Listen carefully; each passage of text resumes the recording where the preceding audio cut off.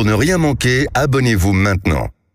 Dans le face-à-face, André Berkoff reçoit le journaliste Guillaume Pitron, spécialiste de géopolitique, des matières premières et auteur de nombreux livres, dont La guerre des métaux rares et de l'enfer du numérique. C'est aux éditions Les Liens qui libèrent. Bonjour Guillaume Pitron. Bonjour. Alors Guillaume Pitron, vous avez reçu et toujours avec plaisir déjà pour effectivement les terres rares. Alors on va en parler parce que effectivement, dis donc, depuis qu'on s'est reçu, le paysage change, hein, et il change vite. Il change très vite. Et justement, je voudrais d'abord parler de ça parce que vous voyez, on a parlé des puces et des implants, on va en reparler, mais surtout, je voudrais qu'on parle un peu de ce que va donner cette dématérialisation, parce qu'on le voit, vous voyez, on a parlé de ces implants, une petite puce sous la main, c'est rien, vous n'allez rien sentir, etc. Mais au-delà de ça, est-ce que cette dématérialisation, elle est partie, est-ce qu'elle est inéluctable, elle est partie pour durer, quelles que soient nos réticences, nos craintes, etc., ou pas? Alors, je dirais, André Berkoff, que la numérisation est partie pour durer. Tout ce que nous entreprenons dans notre vie aujourd'hui recèle une dimension numérique. Quand je dors, c'est une activité numérique.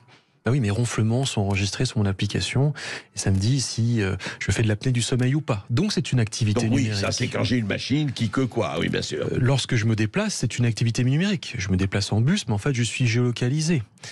Si jamais j'envoie des photos ou des vidéos de mon félin en train de ronronner sur mon canapé, l'acte de caresser mon chat est une activité numérique puisque je le partage sur mes réseaux sociaux. Donc tout ce que je fais dans le monde physique est de plus en plus dupliqué dans le monde numérique et c'est un mouvement qui me paraît, pour répondre à votre question, complètement inéluctable. Mais est-ce que pour autant c'est de la dématérialisation ?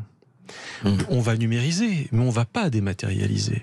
Et en fait, c'est pour ça que vous m'avez invité.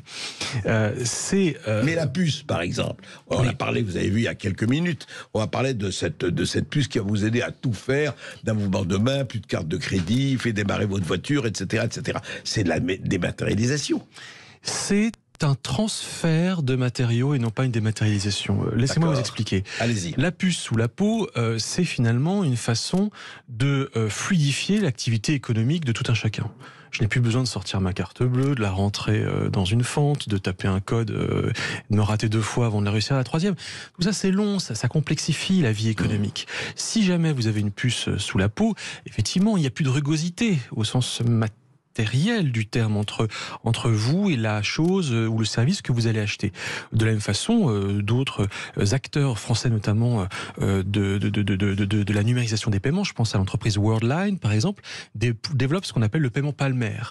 En fait, demain, un terminal reconnaîtra les lignes de votre main et lira non pas dans les lignes de votre main votre avenir, il lira votre présent de consommateur et parce qu'il aura reconnu vos marques, votre identité biométrique, eh bien vous pourrez payer de cette façon-là. Donc tout ça, effectivement, c'est une numérisation de l'acte d'achat, mais pour autant, il faut bien produire tous ces outils de la vie numérisée. Il faut produire la puce. La puce, c'est l'objet le plus complexe qu'on ait jamais fabriqué de l'histoire de l'humanité.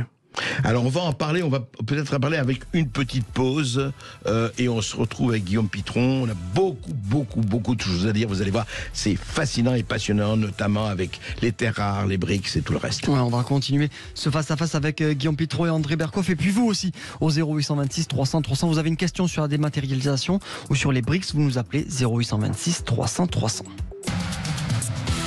Sud Radio Berkoff dans tous ses états, midi 14h.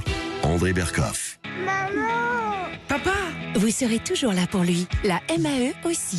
Alors choisissez dès maintenant le spécialiste de l'assurance scolaire. Premier acteur engagé dans la prévention et la lutte contre les violences à l'école, la MAE accompagne aussi votre enfant s'il est victime de harcèlement ou de cyberharcèlement. MAE, mon premier assureur. Détail des garanties sur mae.fr. Sud Radio est sur YouTube. Suivez-nous pour voir ou revoir vos émissions en vidéo sur notre chaîne YouTube Sud Radio. Parlons vrai. Carrefour. Si je vous dis JBL. Excellent rapport qualité-prix. Et si je vous dis que Carrefour a 60 ans et que pour fêter ça, il y a 20% d'économie créditée sur votre carte Carrefour sur tous les casques Arceau audio et gaming, les barres de son et enceintes High Power JBL. Bon bah alors là je fonce. Et c'est jusqu'au 18 septembre dans vos hypermarchés Carrefour et leur drive. Carrefour. On a tous droit au meilleur. Selon disponibilité en magasin, détails sur carrefour.fr. Sud Radio Narbonne. 104.7. Sud Radio. Gémeaux, le prêt à vivre. Si vous êtes prête à ne plus crier « Non, Léon, pas dans la flaque d'eau avec tes chaussures !» Et voilà, les pieds mouillés. Ou prêts à ne plus avoir à regarder la météo du jour avant de choisir ses chaussures le matin. Ah bah, c'est l'avantage des baskets déperlantes, hein.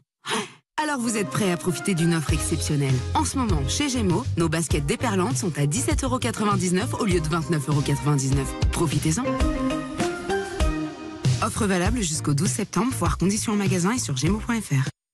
Eden Auto fête aussi l'été avec son festival Eden Auto Occasion. Un concert de remise, jusqu'à 1000 € sur une sélection de véhicules d'occasion toutes marques. Le festival Eden Auto Occasion, un florilège de réductions dans toutes vos concessions du réseau Eden Auto. Offre réservée aux particuliers, valable jusqu'au 30 septembre. Voir conditions sur edenauto.com. Pensez à covoiturer. Chez But, il y a un truc qui donne 10 fois plus envie de se faire plaisir. Tout de suite, là, maintenant. 10 fois plus, chez But. En ce moment, chez But, profitez du crédit gratuit sur 10 mois et réglez vos achats en 10 fois sans frais. Offre valable à partir de 300 €. Exemple pour un crédit accessoire à une vente de 800 €, 10 mensualités de 80 €. TAEG fixe 0%. Montant total dû 800 €. On en parle. L'application Mon Espace Santé sécurise vos données de santé et facilite votre suivi médical. On en parle dans un instant avec Laurie, utilisatrice du service. Il était une fois un jeune prince qui cherchait un fruit bien sucré et sans un prix amer. Sa jolie voisine lui conseilla les raisins blancs à 1,29 € le kilo chez Aldi. Et il eut raison de l'écouter, car ce dessert fut délicieux. Aldi, place aux nouveaux consommateurs. En ce moment chez Aldi, vendu en vrac, origine Italie, variété Italia, offre valable jusqu'au samedi 9 septembre, info sur aldi.fr. Changez-vous la vie. Offrez-vous une pièce en plus. Contactez un expert agréé Rénoval. Rénoval. Ici Sud Radio. Les Français parlent au français. Les carottes sont cuites. Les carottes sont cuites. Sud Radio Berkov dans tous ses états. Eh bien, je ne suis pas le seul dans tous mes états. Vous savez, on a eu beaucoup d'auditeurs qui nous ont appelés pour dire oui, mais cette puce, mais on va reparler de la puce et de la dématérialisation. Oui, mais et je vais me faire injecter des choses, mais c'est vrai. Guillaume Pitron, juste un mot avant qu'on parle de tous ces problèmes des matériaux, des terres rares, des briques et surtout du changement je dirais, presque géothermique, enfin du paysage. Est-ce qu'il y a quand même, vous dites que la puce, c'est la première fois qu'on a quelque chose d'aussi complexe dans l'histoire. Est-ce qu'au fond, juste un mot là-dessus, ça change quelque chose par rapport à, vous savez, l'appréhension de « oui, mais on va tout avoir sur moi, on va avoir mes fiches et la liberté, etc. etc. » Franchement ou pas, est-ce qu'il y a, à votre avis, une vraie crainte à avoir ou de toute façon, aujourd'hui, la transparence est là du point de vue de ce qu'on a, de nos fichiers, etc. Objectivement, tout numériser, c'est laisser des traces partout. On ne peut plus ne plus laisser de traces. Oui, c'est ça. Donc, où que je sois, quoi que je fasse... La mémoire du net est infinie. Moi, ça m'inquiète d'ailleurs. Je suis content de ne pas avoir eu 15 ans et d'avoir été, avec toutes mes activités d'adolescent, en moins de 15 ans, 13-12, qui auraient pu être enregistrées quelque part et qui ressortiraient opportunément à la veille de prendre les rênes d'une entreprise stratégique ou de devenir ministre. Ah, si vous saviez. Mais en tout cas, je suis bien content de... Enfin, moi, je ne sais pas comment j'appréhenderais ce monde nouveau lorsqu'en fait la moindre de mes turpitudes ou de mes blagues sans aucune espèce de gravité par ailleurs ressortira au bon moment. J'avoue que moi ça m'inquiète. En tout cas, on laisse des traces partout. Moi j'ai enquêté pour mon dernier livre qui s'appelle L'enfer numérique sur justement par exemple les traces laissées par les trottinettes. Alors il n'y a plus de trottinettes à Paris, les trottinettes en libre service, mais il y a des trottinettes ailleurs. Oui, absolument. Les trottinettes qui sont... il y a des trottinettes qui appartiennent à leurs propriétaires. Oui, alors celle-là, il n'y a pas de sujet autour de la traçabilité du traçage. Mais dans les trottinettes en libre service, j'avais enquêté et découvert, avec effarement d'ailleurs, qu'en fait, vous laissez à l'opérateur de trottinette, en créant un compte, beaucoup plus d'informations que ce que vous croyez. Et vous ne vous rendez pas compte que vous cochez la case ou que vous acceptez les termes de contrat, du contrat qui disent est-ce qu'on peut donner vos données à des tiers. Et en fait, vous ne savez pas quel tiers, en passant d'ailleurs par le relais de certains courtiers en données, se retrouve avec sur vous des données qui sont absolument colossales.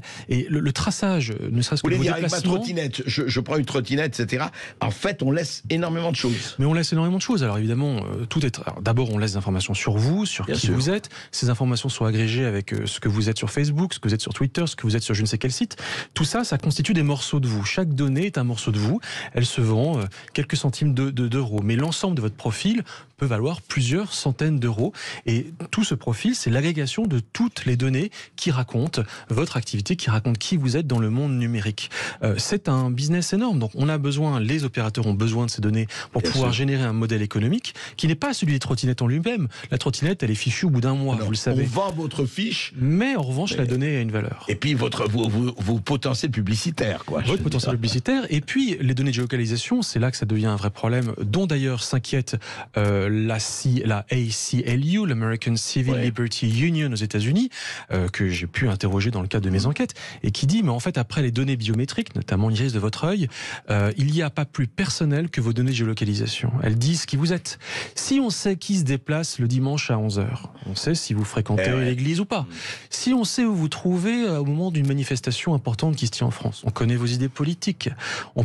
Et donc en fait, on peut croiser vos données. On peut, à partir de 4 points, et ce travail a été fait notamment par un chercheur australien, à travers de 4 points, où vous habitez, donc d'où vous partez le matin, où vous rentrez le soir, où vous allez au bureau, et un 4e point à déterminer, on peut savoir qui vous êtes. Donc, eh bien, Orwell, fais attention, Orwell revient, ils sont devenus fous, ou peut-être pas fous, mais ils sont devenus très vigilants, c'est ça, c'est encore pire. On se retrouve juste après les informations, c'est bien ça. Oui, on continue de parler de la valeur de ces données avec le journaliste Guillaume Pitron qui est notre invité, et puis avec vous aussi, au 0826 300 300, à tout de suite sur Sud Radio. Légendaires, conquérants, phénoménaux. Les All Blacks défient la France pour la quête ultime. France, Nouvelle-Zélande, le match incontournable. Le 8 septembre sur Sud Radio, la radio de la Coupe du Monde de rugby. Carrefour. Si je vous dis bon d'achat. Ça, c'est le petit coup de pouce qui tombe bien. Moi, je les cumule. Ah bah c'est toujours bon à prendre. Eh bah de quoi faire plaisir à toute la famille. Et si je vous dis qu'il y a 8 € offerts en bon d'achat, tous les 20 € d'achat, sur toute l'animalerie, même en promotion. Et il est pour qui le bon noce?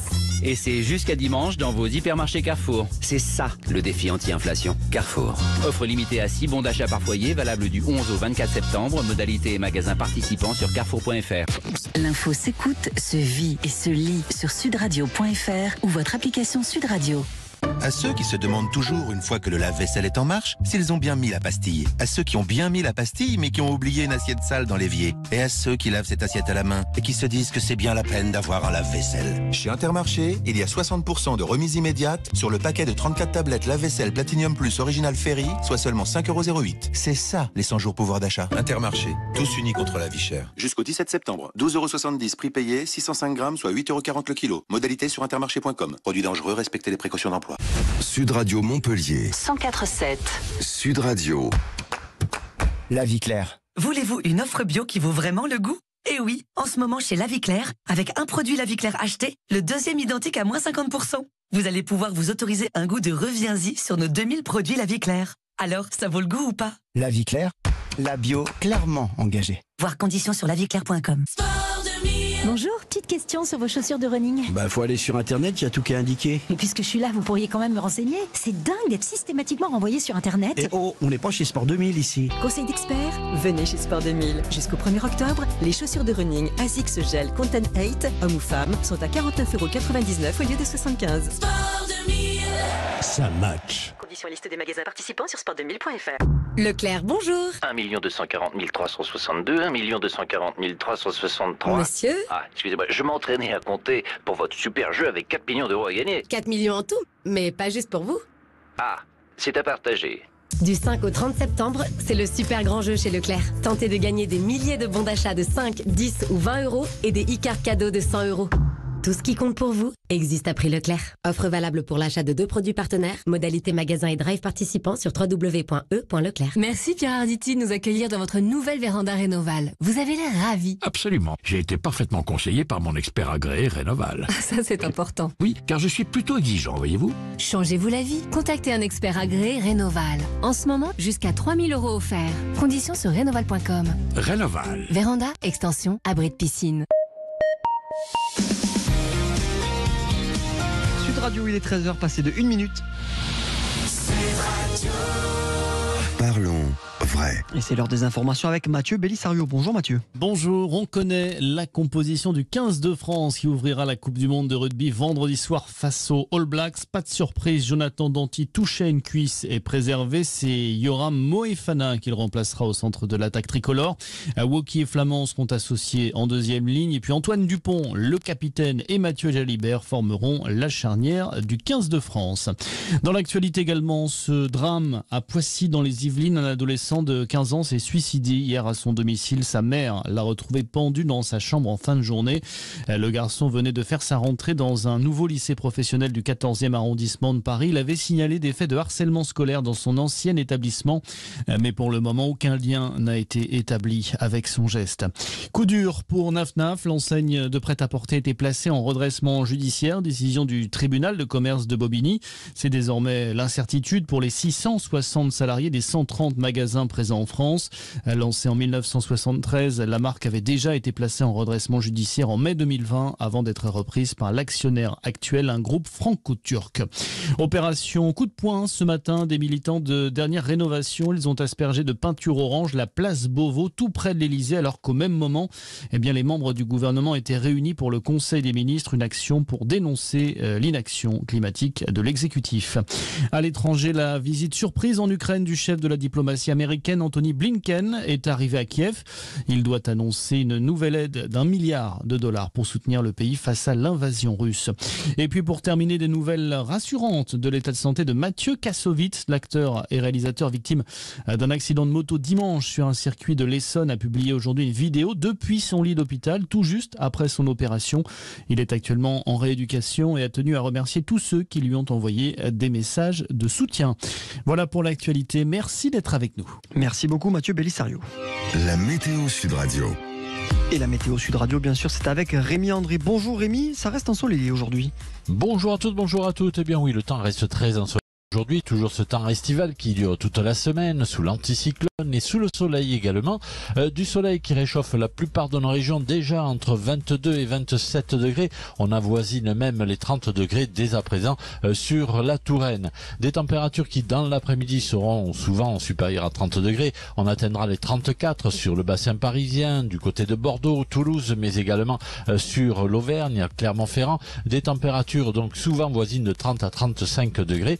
Près de la Méditerranée, en revanche, dans l'après-midi, le vent marin va radoucir un petit peu ces températures, entre 25 et 28 degrés, et près de la Manche également. Alors là, nous avons également des nuages qui remontent depuis le golfe de Gascogne vers la Bretagne, et cela pourrait dans la soirée donner quelques gouttes. Demain, on restera toujours sous ce temps plutôt ensoleillé, anticyclonique et toujours chaud, avec ces valeurs de 30 à 35 degrés l'après-midi. Merci beaucoup Rémi André.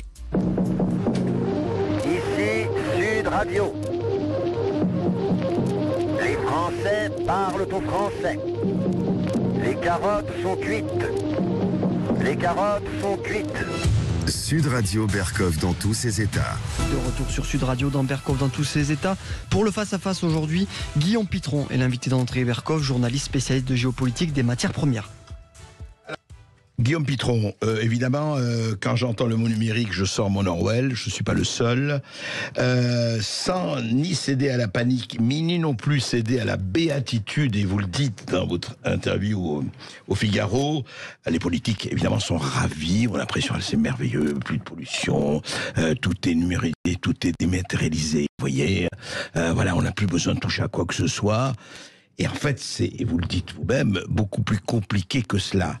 Parce que d'un côté, on dit, voilà, on va tout dématérialiser, de la puce à ceci, à cela, à la numérisation, comme vous dites, l'enfer numérique. Mais justement, dans votre livre, vous l'avez appelé l'enfer numérique, c'est pas par hasard.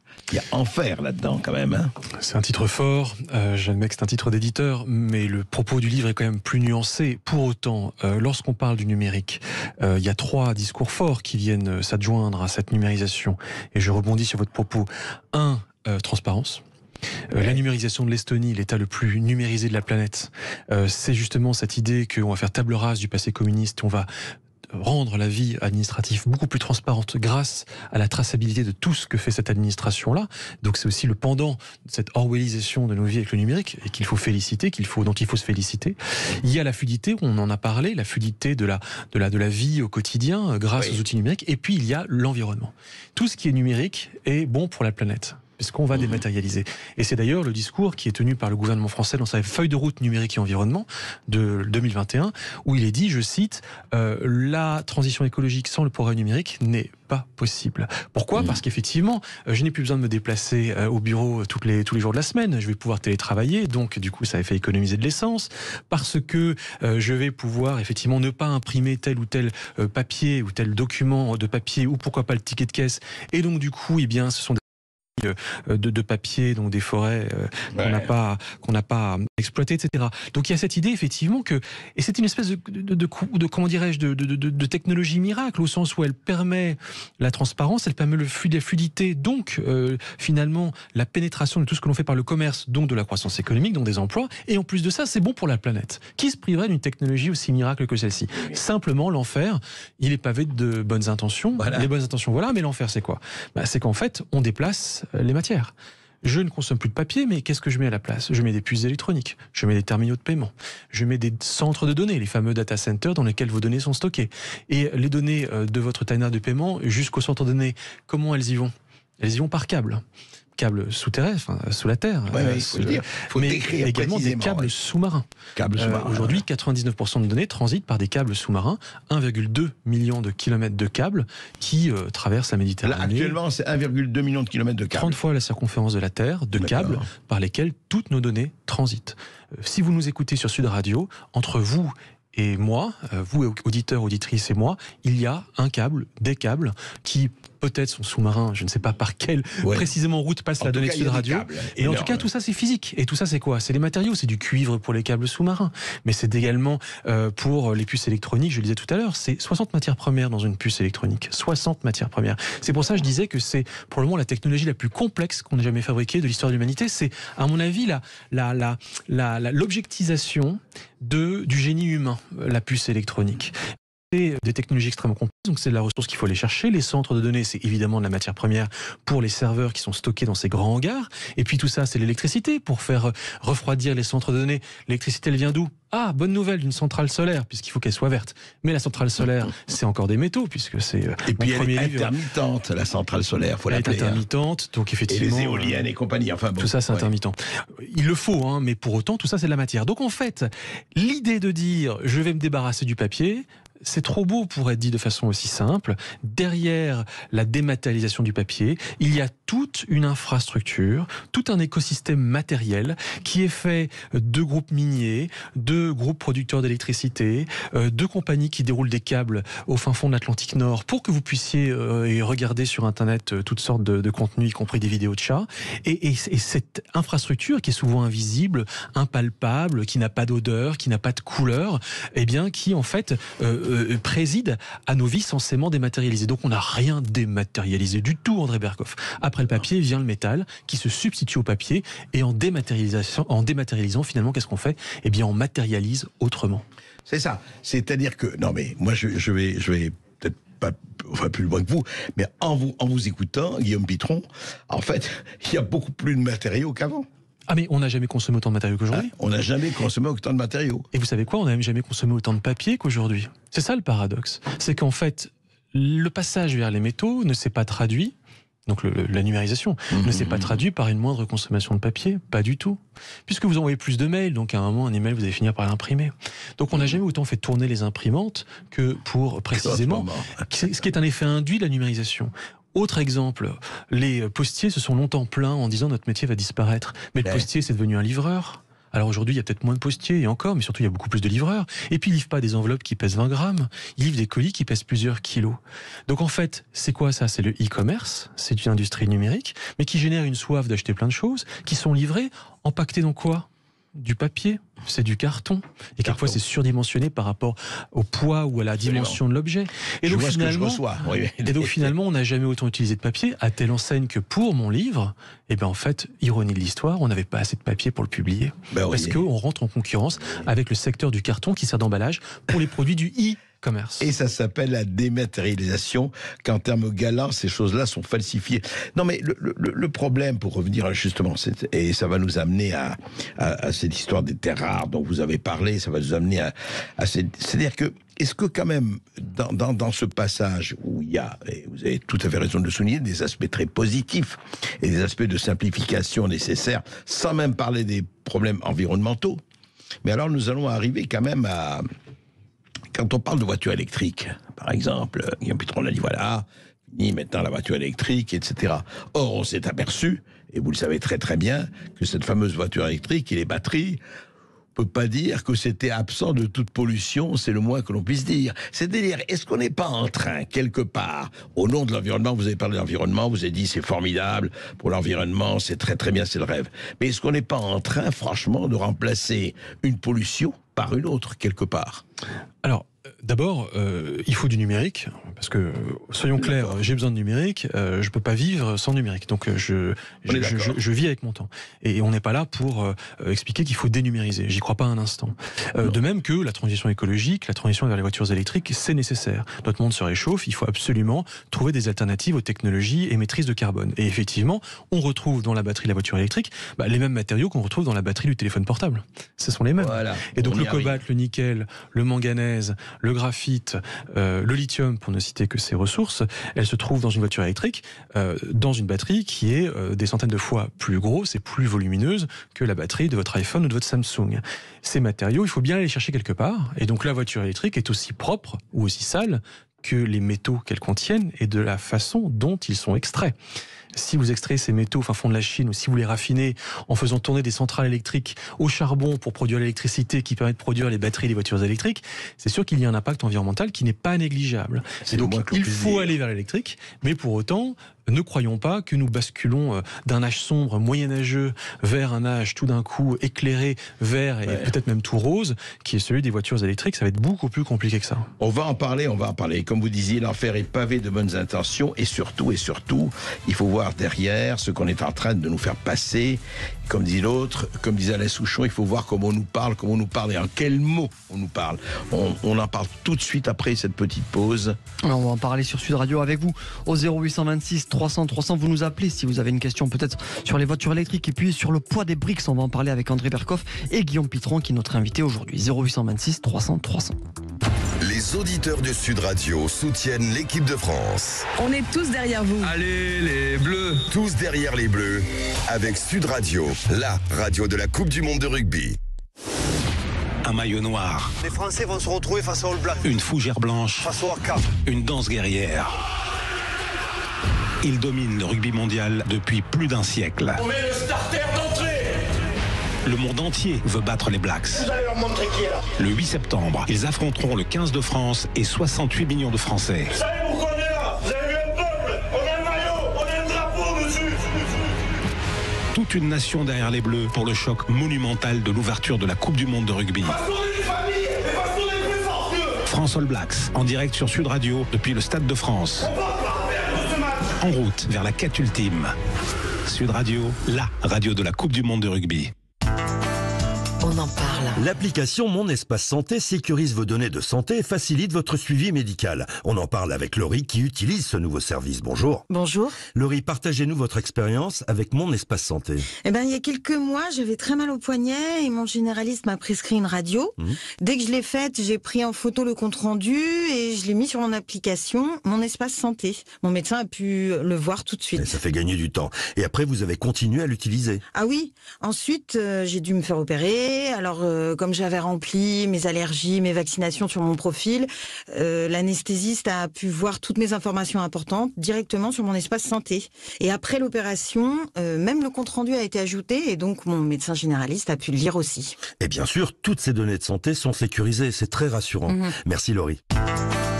On en parle. Pour en savoir plus, rendez-vous sur monespacesanté.fr ou téléchargez l'application Mon Espace Santé. Ceci est un message de l'assurance maladie.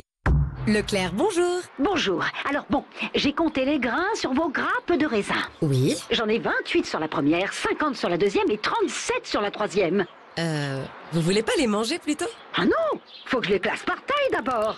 Du 5 au 7 septembre chez Leclerc, le kilo de raisin blanc est à 1,19 €. À savourer dans l'ordre ou pas.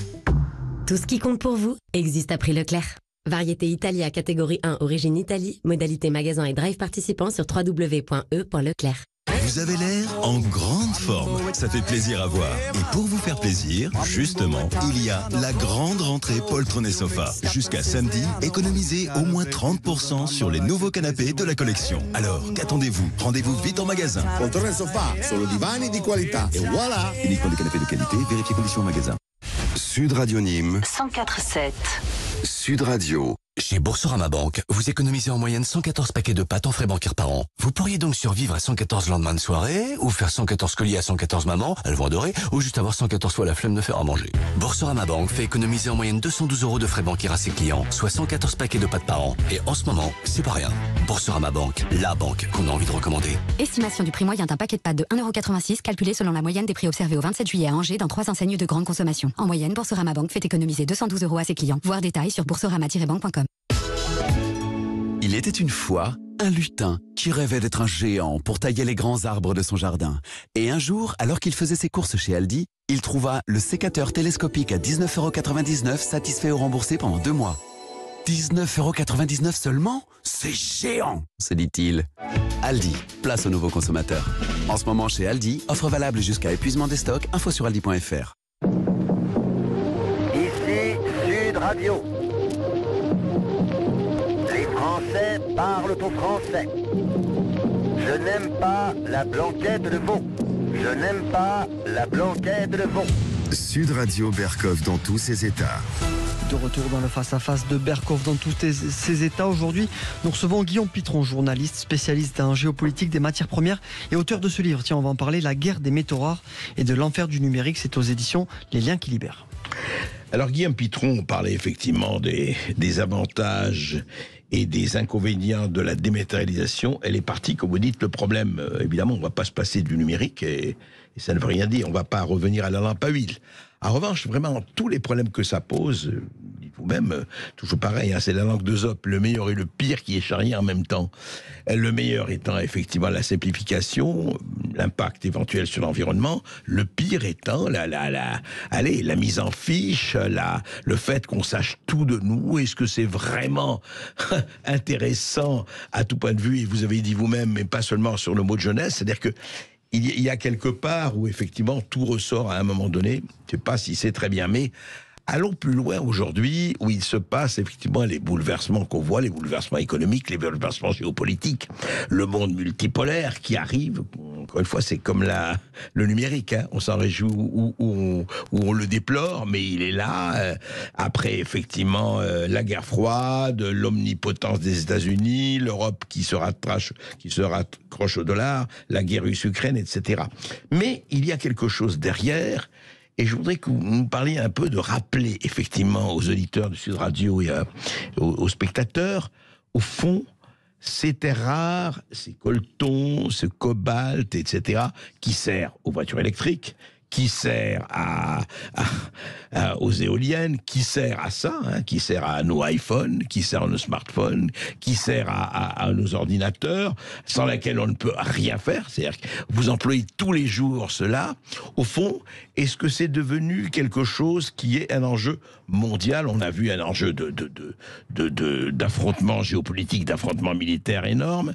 Et au fond, c'est quoi ces matériaux? Comment peut-on les définir? Parce qu'il y a encore 30 ans, on ne parlait pas de terres rares. Je parle pour le grand public. Aujourd'hui, on ne parle que de ça. Alors d'abord, quelques précisions sémantiques. Vous avez cité quelques métaux. Les terres rares, c'est une famille de métaux qui se subdivise en 15 métaux qu'on va extraire en Chine. Le coltan, on l'extrait effectivement plutôt dans l'est de la République démocratique du Congo. C'est ça. Le tantal également.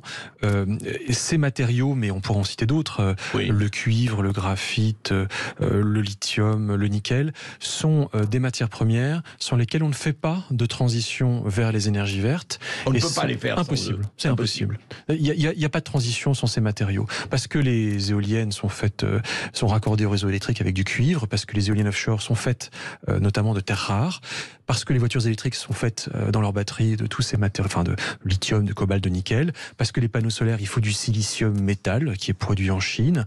Et quand on dit que l'on on veut vivre une vie toujours plus numérisée, et la transition énergétique va de pair avec la transition numérique, on parle des mêmes métaux. Donc nous arrivons dans un monde où la consommation de ces métaux est annoncée comme étant absolument faramineuse.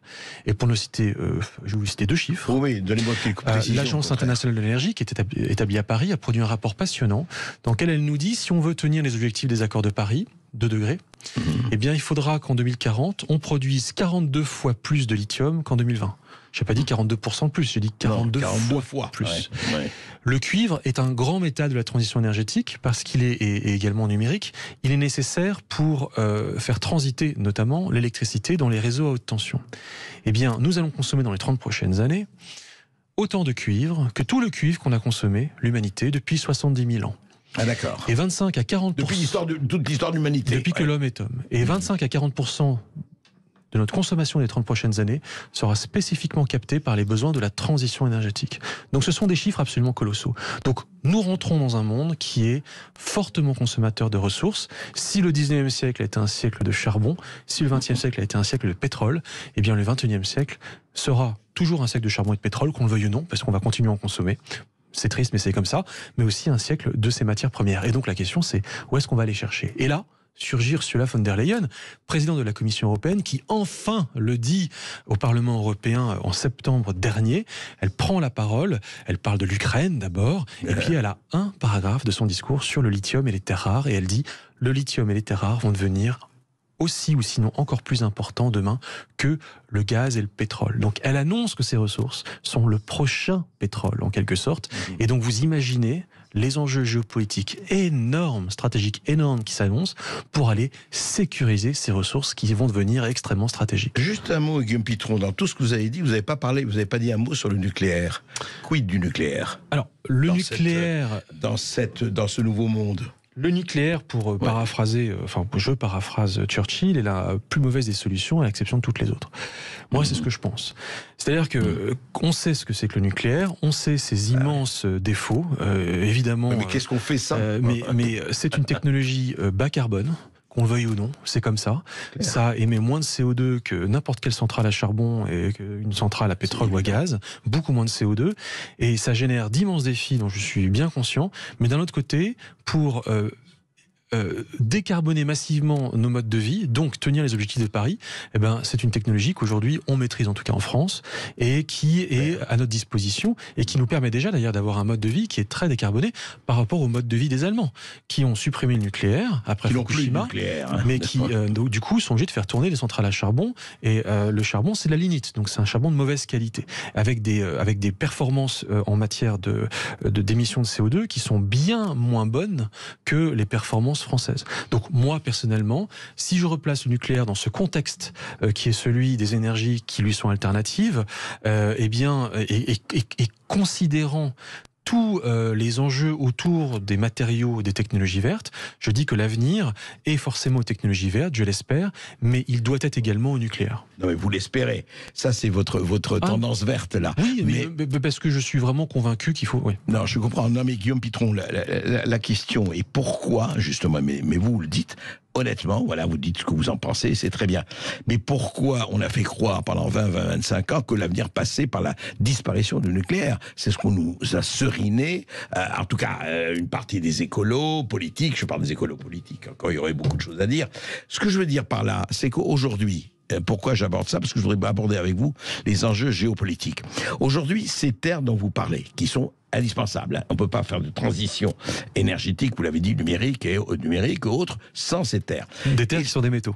Des terres qui sont des métaux, oui. Mais ça s'appelle terre rare, on se demande pourquoi. C'est ni des terres et c'est pas rare, donc c'est voilà. Ça a été nommé comme ça par des géologues suédois qui ont découvert certains de ces matériaux il y a 200 ans, parce qu'elles se trouvaient, ces matériaux, dans des terres argileuses, et donc voilà. Oui, mais c'est pour ça, terre rare, parenthèse. Parce qu'on pense que ce sont des terres. Non, mais pour revenir à ça, ça veut dire quoi ? Ça veut dire qu'au fond, aujourd'hui, aujourd'hui, il y a des pays qui deviennent beaucoup plus importants, comme l'était pour le pétrole l'Arabie Saoudite, ou l'OPEP, ou tous les Émirats, etc. Il y a encore 50 ans, ils le sont toujours d'ailleurs importants. Est-ce qu'aujourd'hui, ça induit que des pays dont on ne parlait ou très peu deviennent des pays, en tout cas là où il y a ces métaux, pour ne pas parler des terres rares, deviennent les pays sinon les plus importants, et l'enjeu, surtout les enjeux de bataille énorme, mondiale, géopolitique, et puis ne parlons pas de l'argent que ça génère, ça change tout quand même. Alors d'abord, l'Europe ne produit pas de métaux, ou très peu. On se remet à réouvrir, on veut réouvrir des mines de lithium, enfin ouvrir des mines de lithium à courte ou moyenne échéance. Pour autant, nos besoins ne sont absolument pas satisfaits par notre production européenne. Donc il faut aller chercher ces matériaux chez ceux qui les produisent. Alors qui les extrait ? La République démocratique du Congo pour notamment le cobalt, indispensable à vos téléphones portables. Très important comme proportion. Non, c'est quelques grammes. Ah oui, pardon, dans la production mondiale, c'est 60%. Plus de 60% de la production mondiale de cobalt vient spécialement du Congo. Après, vous avez besoin du lithium, qui provient à plus de 50% d'Australie. Vous avez besoin des terres rares, les fameuses terres rares qui proviennent en fait à 60%, 80% de Chine, mais également pour le graphite à 70%. Vous avez besoin de nickel, ça provient d'Indonésie. L'Afrique du Sud compte également, notamment dans le commerce, des platinoïdes, qui sont des petits métaux qui peuvent servir pour différentes applications industrielles. Le cuivre est un métal important, je l'ai dit. Là, on se tourne plutôt vers le Chili. Donc, ce qu'on est en train de voir, c'est qu'en fait, on dépendait de la Russie, du Qatar et de l'Arabie Saoudite pour nos hydrocarbures. Et puis en fait, on est en train de dépendre d'autres pays. Donc on est en train de déplacer le problème, pour être clair. Oui, enfin, de l'ouvrir en tout cas, oui. De le déplacer en tout cas du champ de pétrole vers la mine, avec d'autres pays qui en fait tiennent aujourd'hui les rênes, soit de la production, c'est-à-dire de l'extraction, ou du raffinage. La Chine produit peu de lithium ou de cobalt, mais elle va le chercher en Australie et en République démocratique du Congo. Elle le raffine. Alors les Américains disent, mais alors attendez, on peut pas se laisser faire, on va produire des terres rares nous-mêmes, disent les Américains. Ils ont réouvert une mine de terres rares, notamment pour la production du secteur de la défense. Sauf qu'ils n'ont pas la raffinerie. Donc la mine tourne à plein régime à Mountain Pass en Californie, mais où est-ce qu'il part le minerai ? Il part en Chine. Donc les Américains ne sont toujours pas indépendants en fait de terres rares. Mais vous voyez un peu les enjeux de dépendance à des pays qui n'ont pas forcément la même vision du monde que vous. Exactement, on va en parler justement, c'est passionnant après cette petite pause, à tout de suite. On continue d'en parler avec Guillaume Pitron, spécialiste des géopolitiques, des matières premières, et vous au 0826 300 300. Sud Radio Berkov dans tous ses états. Appelez maintenant pour réagir 0826 300 300. Mesdames, messieurs, le train... Simone, je te coupe. C'est juste que pendant un mois, ce sont les jours incroyables SNCF Voyageurs. Un mois pour profiter de promos sur les offres Ouigo, TER, Intercité, TGV Inouï et même les destinations Europe. En ce moment, pour les 10 ans de Ouigo, 100 000 billets à 10 € vers toutes les destinations. Ça va être votre fête. Pendant le mois de septembre, ce sont les jours incroyables SNCF Voyageurs. Et du 6 au 7 septembre, pour les 10 ans de Ouigo, 100 000 billets à 10 € vers toutes les destinations. Offre non cumulable, voire conditions sur ouigo.com. Et vous, Antoine, pourquoi avoir choisi Vérissure ? Parce qu'on fait pas forcément attention au passage dans son immeuble. Résultat, mon voisin du dessus s'est fait cambrioler le mois dernier. Ça m'a clairement décidé à installer une alarme Vérissure. Maintenant, je suis tranquille. Enfin, presque. Confiez votre sécurité à Vérissure, le numéro 1 français, élu produit de l'année 2023. Rendez-vous sur vérissure.fr pour un devis gratuit. Un service opéré par Vérissure, société agréée CNAPS. Chérie, c'est qui ? C'est Amazon qui nous livre le pass Ligue 1 et le pass Warner. 230 matchs de foot avec le pass Ligue 1, ok ? Le HBO original House of the Dragon avec le pass Warner, trop bien, tout est là. Combien de matchs tu dis ? 1, 2, 3, 4, 5... Pass Ligue 1 plus pass Warner pour seulement 17,99 € par mois. 12, 13, 14... Ça se passe ici, sur Prime Video. 7 jours d'essai offerts pour le pass Warner, puis 9,99 € par mois. Des coûts et conditions générales supplémentaires peuvent s'appliquer. Désabonnez-vous à tout moment. Sud Radio Nice. 97.9. Sud Radio. À tous ceux qui trouvent que ce serait bien de retrouver un peu de pouvoir d'achat un jour, ou même 2 jours, ou 3, ou même 4, hein. C'est bien 4. Et pourquoi pas 5, tiens? Eh ben, on a encore mieux que ça. C'est les 100 jours pouvoir d'achat chez Intermarché. Le pack de 6 cônes vanille Adélie est à seulement 1,79 €. Actuellement les moins chers de France. Et c'est aussi au drive et en livraison. Intermarché, tous unis contre la vie chère. Jusqu'au 10 septembre, 411 grammes, soit 4,36 € le kilo, modalité sur intermarché.com. Pour votre santé, évitez de grignoter. Vous vous sentez fatigué, stressé? Vous avez du mal à tenir le rythme? Découvrez RGMAC de Nutergia, le laboratoire français expert en micronutrition depuis 35 ans. Véritable formule anti-fatigue grâce à ses 4 sources de magnésium et ses vitamines B, Ergimag est en plus enrichi en zinc. Alors dès maintenant, ayez le réflexe Ergimag. Dans votre pharmacie avec toute la gamme Nutergia. Pour votre santé, évitez de grignoter. Gère tout dans la maison. Gère tout ce que je veux. Avec un bouquet de solutions, moi je vois la vie en mieux. Pour le ménage, le repassage, l'aide aux seniors, la garde d'enfants, le soutien scolaire ou le jardinage, exigez les compétences d'un expert. Faites confiance à de vrais pros et retrouvez-les sur o2.fr. Et moi je vois la vie en mieux. Ici Sud Radio. Les Français parlent au français. Les carottes sont cuites. Les carottes sont cuites. Sud Radio Bercoff dans tous ses états. Et oui, Guillaume Pitron, on voit très très bien ce qui se passe. Vous avez écrit l'enfer numérique, vous avez effectivement enquêté, je dois dire, pendant des années là-dessus. Et ce qui est vraiment très intéressant, c'est qu'on voit à chaque fois, et c'est pour ça qu'il faut se méfier des simplifications du noir et blanc, du manichéisme, c'est qu'on voit que les enjeux sont très complexes. Et alors justement, vous faisiez un peu l'inventaire de tous ces matériaux du coltan au lithium en passant par le cuivre et tout le reste, dont on a absolument besoin, dont ils sont même plus qu'indispensables, et qui coexistent et qui vont coexister d'ailleurs très longtemps, parce que le pétrole et le gaz, c'est pas fini, on le voit très très très bien, le nucléaire non plus, c'est le moins que l'on puisse dire. Et qu'est-ce que ça veut dire? Parce que quand même, là, on sort un peu de... on n'en sort pas, on sort je dirais, de la description des matériaux pour passer à la géopolitique. Qu'est-ce que ça conduit? Ça conduit à un monde de plus en plus multipolaire, puisque ces pays dont vous parlez, vous avez cité longuement la Chine, le Congo, l'Australie, etc., etc.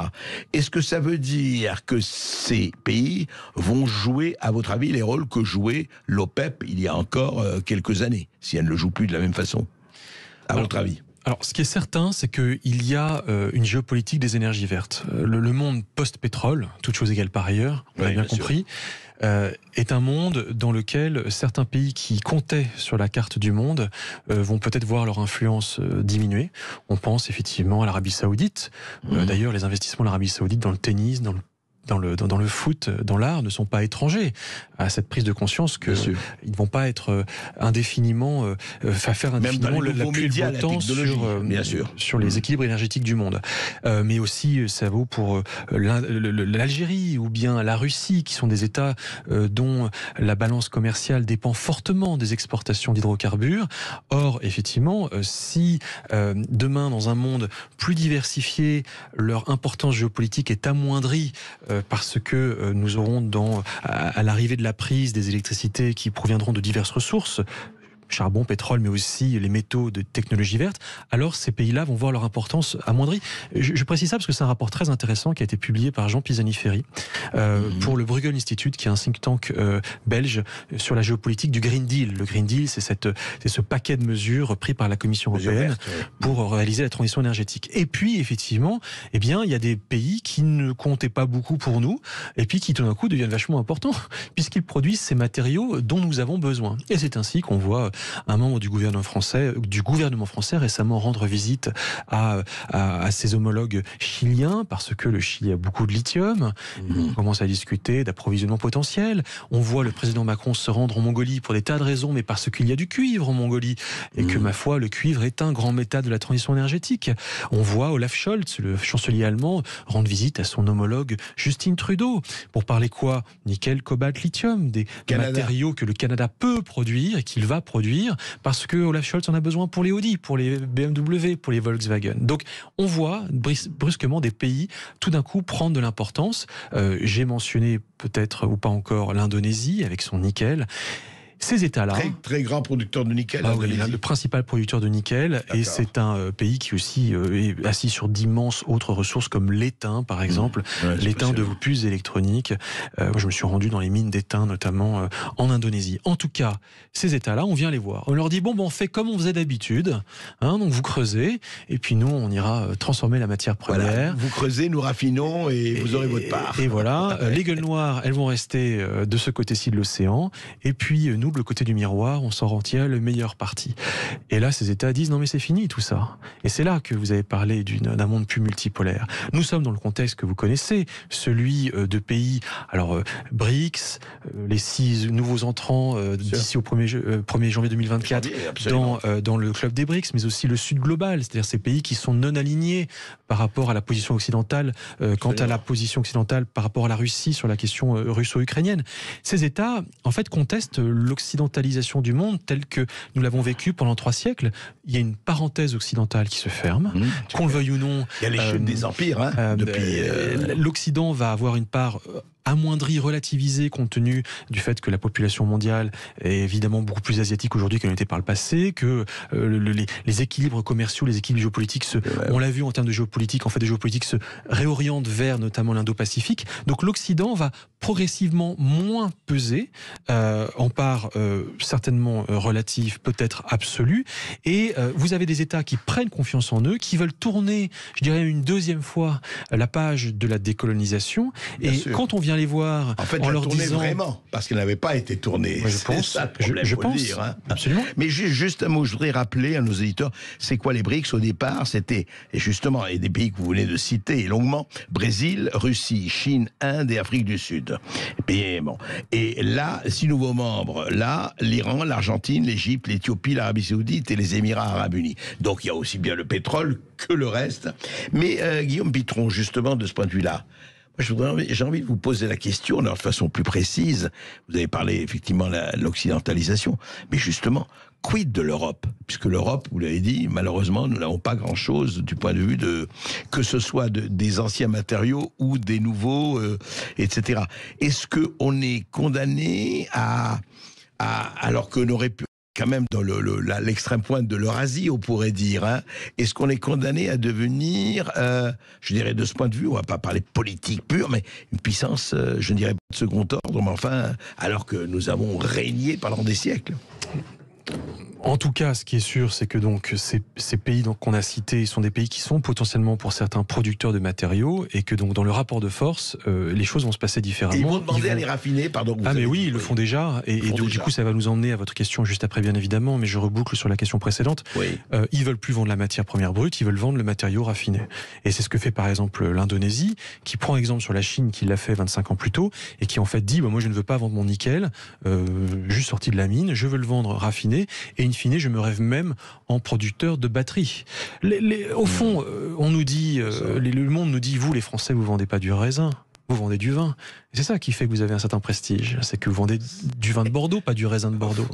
Et ben, les Indonésiens disent pareil, on va pas vendre le nickel, on va vendre la batterie qui va être en fait le raffinage ultime et la complexification ultime du matériau inclus dans le produit fini. Et donc c'est là qu'on voit effectivement cette désoccidentalisation, c'est-à-dire en fait un rapport de force qui est rééquilibré entre acheteurs et producteurs, et peut-être même qui se fait progressivement à l'avantage du producteur. Dans un monde de ressources finies, où certaines tensions sur les approvisionnements peuvent surgir, le pays producteur peut presque choisir son pays acheteur. Et donc on voit un renversement des rapports de force. L'Europe dans tout ça. L'Europe a produit, il y a 150 ans, 170 ans, produisait 60% des métaux de la consommation mondiale. Aujourd'hui, elle produit 3%. Il y a 170 ans. Voilà, en 1850. En 1850, l'Europe représentait 60%, plus de 60% de la consommation mondiale de matières premières, minérales et métalliques. Aujourd'hui, elle est tombée à 3%. Qu'est-ce qui s'est passé entre-temps ? Eh ben, on a dit qu'on voulait être propre. On a dit qu'on voulait préserver nos environnements. On a dit qu'on voulait avoir un air respirable, ce qui est parfaitement légitime. Mais sauf que cette matière première qu'on continuait de consommer, c'était juste d'autres pays qui les produisaient à notre place. Et la mondialisation fait dans son œuvre la complexité des chaînes logistiques, mais aussi le grand génie des logisticiens faisant en sorte que quoi qu'on souhaite avoir, quelqu'un serait à même de l'apporter jusqu'à notre assiette ou à notre porte-monnaie, parce que c'est la main invisible des marchés. Et donc l'Europe s'est complètement désinvestie et elle s'est désindustrialisée. Donc au moment où on reparle aujourd'hui de réindustrialisation qui plus est verte, on parle de faire le cheminement inverse de celui qu'on a fait depuis 30 ans.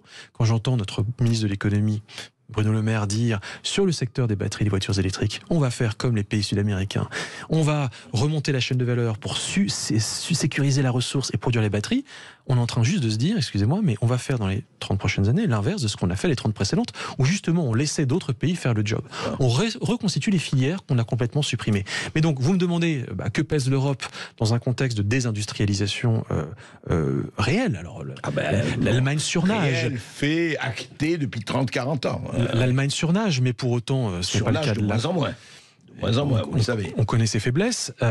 Et bien effectivement, l'Europe évidemment pèse moins qu'elle ne pesait. L'Europe s'en tire peut-être pas si mal que ça. Encore une fois, son déclin est peut-être rendu inévitable par le fait que vous avez juste entre la Chine et l'Inde 2,8 milliards d'habitants quand même, c'est-à-dire le tiers de la population mondiale. Donc vous avez un mouvement, une tectonique des plaques géopolitiques qui se déplace vers l'Indo-Pacifique par la force des choses, dans lequel moi, je trouve qu'on fait bien d'être en Europe, parce que alors tout seul dans notre coin, nous Français, on serait à vendre à la découpe pour les Russes, pour les Chinois et pour les Américains. Oui, donc, on a commencé à se vendre à la découpe, hein, Guillaume Pitron. Mais enfin, c'est notre problème. Mais alors justement, on va en parler. Et on va parler des États-Unis, parce que quid de l'Europe et quid des États-Unis, c'est quand même intéressant. Et après, je voudrais, on va peut-être terminer, enfin, l'émission avec justement.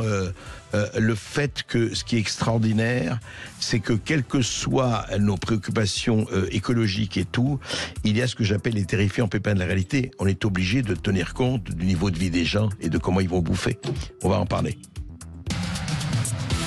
Sud Radio Bercoff dans tous ses états, midi 14h. André Bercoff. Chez Boursorama Banque, vous économisez en moyenne 114 paquets de pâtes en frais bancaires par an. Vous pourriez donc survivre à 114 lendemains de soirée, ou faire 114 colis à 114 mamans, elles vont adorer, ou juste avoir 114 fois la flemme de faire à manger. Boursorama Banque fait économiser en moyenne 212 € de frais bancaires à ses clients, soit 114 paquets de pâtes par an. Et en ce moment, c'est pas rien. Boursorama Banque, la banque qu'on a envie de recommander. Estimation du prix moyen d'un paquet de pâtes de 1,86 € calculé selon la moyenne des prix observés au 27 juillet à Angers dans 3 enseignes de grande consommation. En moyenne, Boursorama Banque fait économiser 212 € à ses clients. Voir détails sur boursorama-banque.com. À tout instant, écoutez Sud Radio, en voiture, au travail, depuis votre smartphone. Installez l'application Sud Radio depuis le Google Play ou l'App Store. Leclerc, bonjour. Bonjour. Alors bon, j'ai compté les grains sur vos grappes de raisin. Oui. J'en ai 28 sur la première, 50 sur la deuxième et 37 sur la troisième. Vous voulez pas les manger plutôt?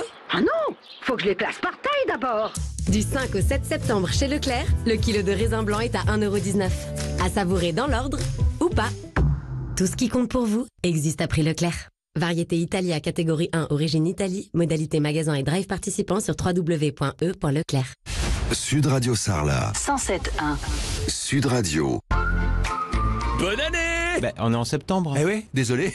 Avec les 4 mois offerts de la Poste Mobile, je suis complètement décalé. Quoi? Bah oui, l'année est déjà terminée pour ma facture mobile. Donc, je profite de mon nouveau forfait dès maintenant, mais je commence à payer qu'en 2024. Wow, bah bonne année! Jusqu'au 24 septembre, profitez de 4 mois offerts et commencez à payer votre nouveau forfait SIM sans engagement seulement en 2024. Rendez-vous en bureau de poste ou sur lapostmobile.fr. Offre soumise à condition en France métropolitaine sous réserve de l'achat préalable d'une carte SIM forfait. Remise applicable sur le prix mensuel du forfait. Détails sur lapostmobile.fr. Flash Info. Profitez vite des offres exceptionnelles de l'anniversaire très spécial chez Conforama. Comme le buffet bicolore Flavio, ses 4 portes et son bel espace de rangement à seulement 168,99 €. Soit 50% d'économie. Conforama. Jusqu'au 2 octobre. Voir conditions sur conforama.fr.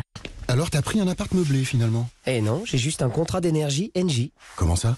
Eh ben si tu déménages, tu vas pouvoir mieux t'équiper. Wow, j'ai comme une envie de faire mes cartons, tiens.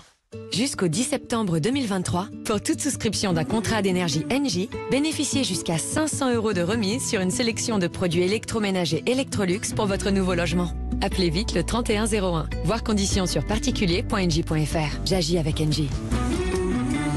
L'énergie est notre avenir, économisons-la. Bonjour, petite question sur vos chaussures de running. Faut aller sur internet, il y a tout qui est indiqué. Et puisque je suis là, vous pourriez quand même me renseigner. C'est dingue d'être systématiquement renvoyé sur internet. Et oh, on n'est pas chez Sport 2000 ici. Conseil d'expert? Venez chez Sport 2000. Jusqu'au 1er octobre, les chaussures de running ASICS Gel Content 8, hommes ou femmes, sont à 49,99 € au lieu de 75 €. Sport 2000. ça match. Conditions et liste des magasins participants sur sport2000.fr. Ici Sud Radio. Les Français parlent au français. Je n'aime pas la blanquette de veau. Je n'aime pas la blanquette de veau. Sud Radio Berkov dans tous ses états.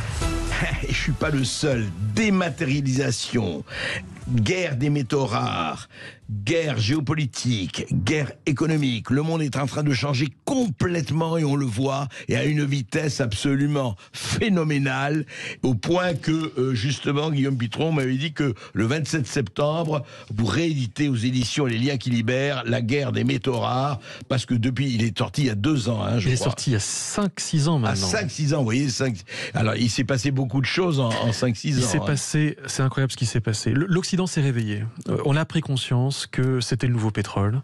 On a pris conscience que ces matériaux allaient devenir aussi importants que les hydrocarbures, qu'on accoucherait pas d'un monde avec plus de degrés, ce sont les accords de Paris, sans une extraction massive de ces matériaux. Je rappelle quand même que pour respecter la date de 2035, date à laquelle en Europe, on ne pourra plus vendre un véhicule neuf qui ne soit pas 100% électrique. Oui, c'est pas de rien. Plusieurs études ont conclu que pour tenir cet objectif, il va falloir ouvrir sur Terre, d'ici 2035, 300 à 400 mines de métaux. 300 à 400 franchement, mines. Guillaume Pitron, vous suivez ça bien. Est-ce que c'est un objectif valable, souhaitable? 2035, c'est demain. Nous sommes en 2023, dans 12 ans. Est-ce que ça a un sens, surtout avec ce que vous avez dit vous-même par rapport aux voitures électriques, par rapport à la pollution, par rapport à tout cela? Moi, ça me paraît quand même assez surréaliste. Churchill toujours, la voiture électrique est la moins mauvaise des solutions. Et Dieu sait si elle n'est pas parfaite, mais il faut basculer vers l'électrique. Pas le gros SUV électrique dans lequel je roule tout seul. La mobilité partagée, la mobilité douce, la mobilité collective. C'est des sujets qui ne sont pas assez abordés, qui touchent à notre comportement de consommateur. Mais quant à la technologie elle-même, malgré tous ses défauts, je la préfère encore à la technologie thermique. Pour autant, il va falloir ouvrir ces mines. Et donc, je reviens au point, le sujet a tellement explosé ces dernières années avec la prise de conscience occidentale, de ce retard accumulé sur la Chine, d'une désindustrialisation, notamment dans le secteur de la voiture. Qui produit aujourd'hui les batteries des voitures électriques? La Chine. La Chine, 75% des batteries de voitures électriques sont produites par la Chine. Qui produit l'essentiel? Plus de la moitié des véhicules électriques dans le monde aujourd'hui. C'est encore la Chine. Qui a déjà roulé dans une voiture thermique, dans une voiture à essence chinoise? Je ne serais même pas capable de vous citer une marque de voiture thermique à essence chinoise. En revanche, on va rouler demain en BYD. Build Your Dreams, la nouvelle marque chinoise qui est en train de faire un carton et qui en plus se vend beaucoup moins cher que ses homologues occidentales. Donc on a des millions d'emplois en France et en Europe sur la moteur thermique, pareil aux États-Unis. On nous dit 2035, moi je suis très content avec 2035, mais on n'a pas les tenants de ces aboutissants-là, c'est-à-dire comment est-ce qu'on maîtrise la chaîne de valeur, comment est-ce qu'on produit les matériaux et comment est-ce qu'on produit les batteries. Je ne sais pas si on va les mettre au chômage, j'espère que non, mais en tout cas, la domination occidentale sur ce secteur stratégique de l'industrie européenne, et en particulier française et allemande, s'effrite, parce qu'il y a un changement technologique sur lequel les Chinois ont 20 ans d'avance sur nous, et ils ont vu venir ce changement technologique 20 ans avant nous. Ça s'appelle de la prospective et on ne l'a pas faite. Alors Guillaume Pitron, s'effrite ou s'effondre? Franchement. Je ne saurais dire. Je ne voudrais pas me Voilà, il y a aujourd'hui, je crois, 7 à 8 millions d'emplois dans le secteur de la voiture en Europe. Ouais. Je n'ai pas suivi les chiffres, mais en tout cas, ce qui est sûr, c'est que 75%, plus de 50% des batteries des véhicules aujourd'hui électriques qui sont déjà produits par la Chine, c'est un retournement complet compte tenu de la domination précédente de l'Europe sur ces sujets-là. Et évidemment, ça rejoint la question de la désindustrialisation dont on avait parlé. Donc, les pays occidentaux en prennent conscience. Ils, tous azimuts, travaillent à réouvrir des mines en Europe. Ils veulent ouvrir des gigafactories en France. On commence à ouvrir des gigafactories, c'est-à-dire des usines dans lesquelles on fabrique les batteries des véhicules électriques. Mais c'est également les nouveaux partenariats stratégiques avec des pays qui vont nous approvisionner en ressources. Et donc, c'est tous ces sujets qu'il fallait évoquer, dans ce nouveau livre. Guillaume Pitron, je veux dire, soyons factuels là-dessus. On va ouvrir à Rouen, c'est un méga hub, effectivement, sur les batteries électriques. Mais je me suis laissé dire que ce sont les Chinois qui vont venir non seulement organiser ça, mais le faire. Alors, j'ai plutôt entendu parler de Lens et de Dunkerque, mais peut-être que c'est Rouen, mais Dunkerque étant surnommé la batterie vallée, la vallée des batteries, ça, un bien grand mot. On va avoir... Qui va avoir le pouvoir, enfin, qui va le faire? D'abord, il va y avoir des entreprises françaises, il va y avoir des entreprises taïwanaises, et il va y avoir... à l'échelle du continent européen, c'est certain, et peut-être en France, des acteurs chinois et américains. Le président Macron aimerait bien avoir Tesla sur le territoire français pour créer une gigafactory. C'est pas du savoir-faire français. C'est pas un actionnariat français, c'est un actionnariat qui serait américain.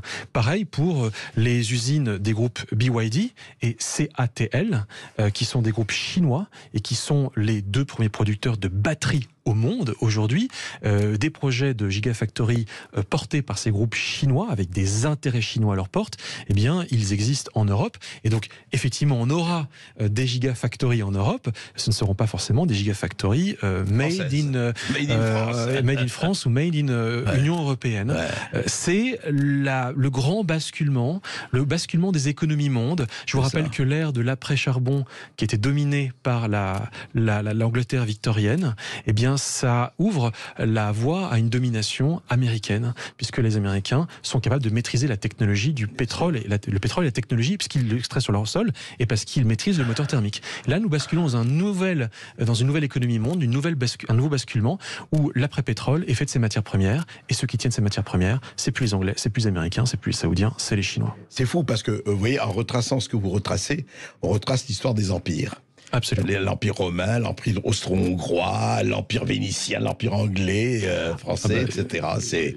C'est absolument fascinant, cela. Et ce qui est intéressant, et je crois que le hiatus est là, c'est-à-dire entre ceux qui racontent effectivement ce qui se passe, et c'est bien, on ne va pas faire, c'est pas une question de morale, là, c'est une question de réalité, et puis ceux qui disent non, mais tout va bien, Madame la Marquise, circulez, il n'y a rien à voir, etc. Vous savez, c'est intéressant parce que vous avez appelé 2 fois, Guillaume Pitron, la même image, l'une pour les voitures électriques et l'autre pour le nucléaire. Voiture électrique, voilà, c'est Churchill, hein, le pire à l'exception de tous les autres. Vous avez dit ça pour le nucléaire, vous avez dit ça pour la voiture électrique.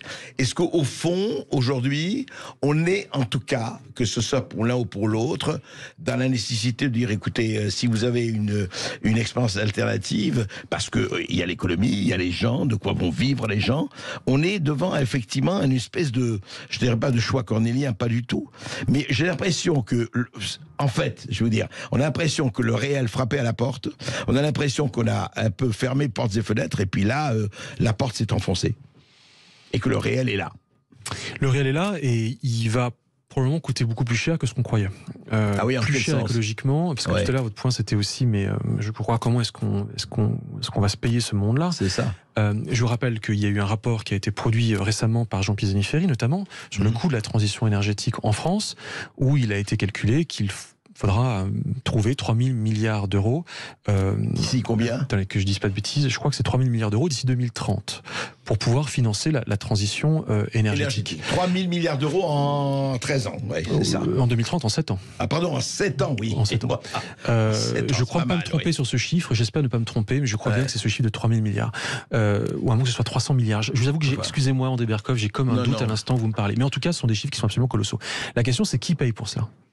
Comment est-ce que notre fiscalité en France va tenir compte de ces surcoûts annoncés et va le faire de façon juste à l'heure où on discute, y compris chez les Gilets jaunes, de la question de savoir qui paye pour la transition énergétique. Je vous rappelle que les Gilets jaunes, c'est des gens qui sortent dans la rue pour dire quelques centimes de plus à la pompe à essence pour les reverser pour la transition énergétique.